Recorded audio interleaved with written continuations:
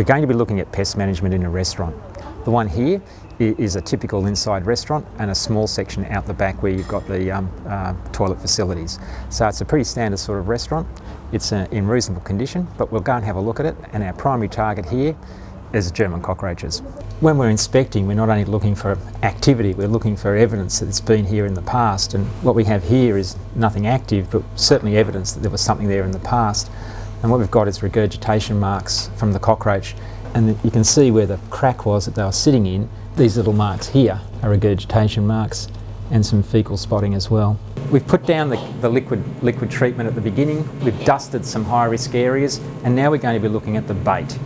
Now, we've chosen the bait last because we know exactly where those other pesticides are, where those other treatments are, and we don't really want the bait near them.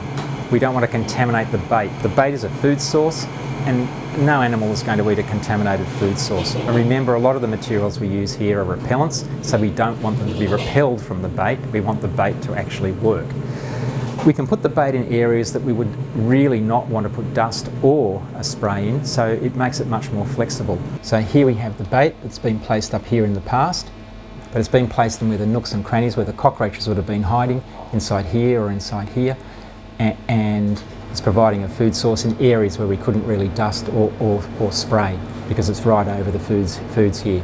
We need to be aware that we apply the pesticide to the label directions. So, and the baits are quite specific on the volumes that need to be applied. We need to think about the cockroach and how it performs before we just go and start shoving the baits in place.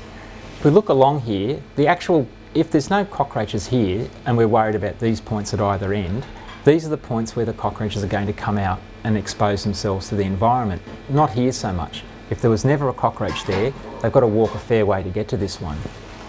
We know from recent research over the last few years that cockroaches will travel 30 or 40 centimetres in order to get to food. They don't travel, or won't travel if they don't have to, metres and metres and metres. Yes, they can, but if they find food reasonably close, they will stay close to the food source. This is where they're coming from and going to and from. Where's the obvious place to place the bait? There, because they're going to walk out of here and come in contact with the food. The baits are quite palatable, the baits are a bit attractive, so the cockroaches are going to recognise it reasonably quickly without walking past it, so here is where we want it. So the bait placement is important. We just don't randomly put it down, we place it in areas where we know the cockroaches are going to come across it very quickly, where they don't have to go and find it, we find them.